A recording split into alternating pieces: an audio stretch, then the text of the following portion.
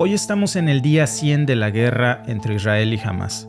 Pero curiosamente el foco rojo de una escalada está en un nuevo frente de guerra, en un conflicto aún mayor que está estallando. Una guerra entre Estados Unidos y los hutíes.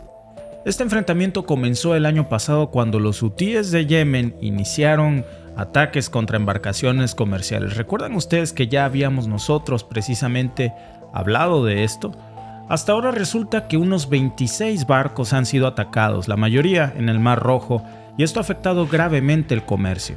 También ha afectado a la actividad comercial a través de esta ruta, mediante la cual se reportan que han caído un 40% con la mayoría de los barcos que están evitando el Mar Rojo y optando por rutas más seguras alrededor de África. Eso, por supuesto, es más largo y más costoso.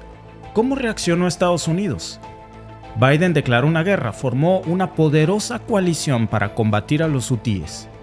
El pasado viernes, esta coalición de hecho respondió con un ataque militar muy enérgico. Misiles y cohetes bombardearon objetivos precisamente aquí, en Yemen. Estados Unidos infligió la mayor parte del daño. De hecho, dispararon, según varios reportes, alrededor de 100 misiles Tomahawk sobre Yemen. El Reino Unido también participó, de hecho, con sus propios aviones de combate lanzando bombas guiadas sobre objetivos hutíes. Según los hutíes, 5 de sus hombres murieron, pero el objetivo principal de este ataque era, de hecho, neutralizar la maquinaria militar de los hutíes, no solamente a las personas. Estados Unidos informó que se habían alcanzado aproximadamente 60 objetivos en 16 ubicaciones, incluyendo la capital Saná y también la ciudad portuaria de Hodeida. Y también reportaron, entre otras cosas, el bastión hutí del norte de Saada. En total, los hutíes contabilizaron 72 ataques. Pero miren, la pregunta es, ¿qué tan poderosos pueden ser los hutíes como para que Estados Unidos recurran a una alianza militar con 20 países solo para combatirlos? ¿Quién está detrás de ellos realmente? ¿Sabían ustedes que hasta ahora los hutíes no han sido declarados como un grupo terrorista en Washington, a pesar de que ya se declaró una alianza formal de 20 países en conjunto por el riesgo que representan? ¿Cuál es la estrategia aquí?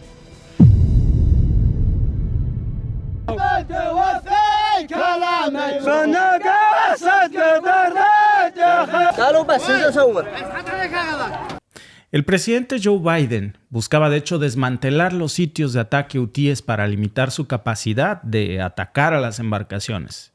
La pregunta es si lo logró, porque tanto Biden como sus aliados dicen que sí, pero hay otra versión de las cosas.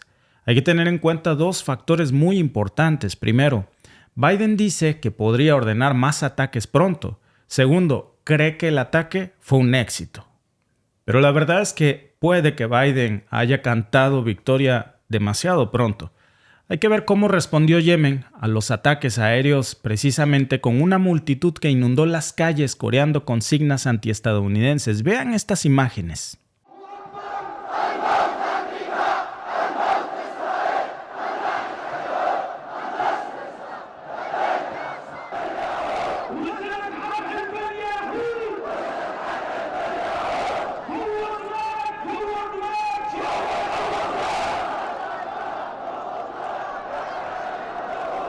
Ahí pueden observar ustedes cómo están quemando la bandera de Estados Unidos y pidiendo represalias. Y eso es exactamente lo que están haciendo los hutíes. Apenas 48 horas después lanzaron un misil de crucero contra un buque de guerra estadounidense. Estamos hablando del USS Lafune, el misil que fue interceptado por un avión de hecho de combate, pero que es probable que los hutíes lo intenten de nuevo y lo seguirán haciendo. Y ahí está el verdadero riesgo de esto. Porque este conflicto entre Estados Unidos y los hutíes en Yemen es una encrucijada crítica, no solo para los involucrados directamente, sino también para la comunidad internacional. Y déjenme explicarles por qué.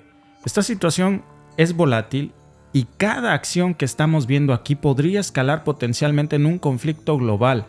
Recordemos que por el Mar Rojo pasa alrededor del 10% de todas las mercancías del mundo. Imagínense por un momento entonces un escenario en donde un misil o un dron hutí sí logre impactar en un barco estadounidense y cause víctimas militares de Estados Unidos. Por supuesto que la respuesta de Washington va a escalar aún más. y esto va a impulsar precisamente a Joe Biden a escalar la situación con el pretexto perfecto. Hay que recordar que estamos hablando de un año electoral en Estados Unidos y ningún presidente desea ser percibido como débil o como incapaz de proteger a sus propios soldados. Es lo peor que le podría pasar a Biden en estos momentos, y aquí está el peligro. Si Biden intensifica el conflicto, los aliados de los hutíes podrían entrar en la lucha muy pronto. Estamos hablando de aliados muy poderosos como por ejemplo Hezbollah en Líbano, milicias chiitas en Irak o incluso las Fuerzas Armadas iraníes. Todos estos son simpatizantes de los hutíes. Si ellos se unen de hecho a este conflicto, podríamos estar al borde de una guerra mucho más grande con Estados Unidos directamente y con sus aliados de un lado e Irán y los hutíes del otro lado del conflicto. Una guerra de esa magnitud podría ser comparada de hecho con el conflicto en Ucrania, pero multiplicado por 10. Biden hoy se enfrenta a una situación muy difícil. Su opción preferida hasta ahora han sido los ataques aéreos, golpear y retirarse. Tirar la piedra y esconder la mano, evitando con eso, de una forma inteligente, involucrarse demasiado de forma directa en este conflicto para que no escale. Pero esta estrategia puede no ser efectiva ya contra los hutíes, porque son combatientes endurecidos que por años de bombardeos implacables, precisamente por parte de las fuerzas saudíes, hoy están perfeccionando sus técnicas. Además existen cuestiones legales muy importantes. Tanto Biden como el primer ministro británico Rishi Sunak han bombardeado un país sin el permiso de sus respectivos parlamentarios de las Naciones Unidas. Es decir, lo están haciendo, como decimos en México, por sus pistolas. Y esto de hecho ha generado críticas y preguntas, tanto en Reino Unido como también en Washington, porque a nadie se le ha pedido permiso en sus respectivos congresos y parlamentos para los actuares de estos presidentes y mandatarios. Y por lo pronto Washington ha enviado un mensaje privado a Irán. Le ha pedido controlar a los rebeldes hutíes. Los Emiratos Árabes Unidos también han criticado los ataques hutíes, un giro muy importante, porque hasta ahora los países árabes habían tratado de mantener un silencio prudente sobre este tema. Y por último tenemos a China, no menos importante porque está muy preocupada por la seguridad de las rutas comerciales internacionales en el Mar Rojo, y han expresado su preocupación y han llamado a detener el acoso y los ataques a los barcos civiles ya. Este juego de ajedrez geopolítico, como ven amigos, no se limita a la acción militar. Las implicaciones económicas son enormes. El Mar Rojo es una ruta comercial muy importante, no solamente para los países de la región, para el mundo entero. Y un conflicto prolongado o una escalada en esta área podría tener consecuencias catastróficas para el comercio global, y eso podría llevar a una escalada de precios, especialmente para el transporte de energía y de bienes esenciales. Ya vimos lo que pasó, por ejemplo, con el petróleo hace unos días. Y esto, amigos, nos debe de llevar a hacernos la pregunta del millón. ¿Qué estrategias deben de adoptar nuestros líderes para mitigar estos riesgos que ahora son muy reales? Ahora, regresemos a las reacciones de las comunidades internacionales. La postura, por ejemplo, de Emiratos Árabes Unidos hoy puede incentivar, de hecho, a otros países árabes a romper ya su silencio. Y la pregunta es si veremos una coalición todavía más amplia a favor de los hutíes o contra los hutíes, o si se va a estar gestando la oportunidad para tratar de negociar en esto, sobre todo con la intervención de China, que parece muy preocupada por sus rutas comerciales, y esto podría ser de hecho un factor muy importante aquí. Y aquí es precisamente donde Biden y Sunak se encuentran en una encrucijada. Con su popularidad en juego y en plena etapa electoral en Estados Unidos, optarán por una escalada militar que podría desencadenar un verdadero conflicto más amplio, o buscarán una solución diplomática. Ambos líderes, de hecho, deben de sopesar sus acciones, porque cualquier paso en falso, cualquier error por pequeño que cometan, va a tener seguramente implicaciones en todo el mundo.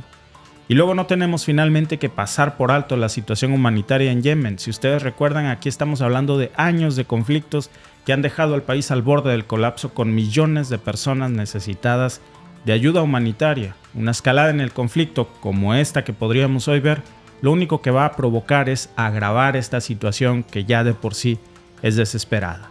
En conclusión, estamos en un momento crucial en la historia reciente en donde la situación en el Mar Rojo hoy no es nada más un conflicto entre Estados Unidos y los hutíes. Es un reflejo de las tensiones geopolíticas globales que podría escalar en una guerra de proporciones internacionales.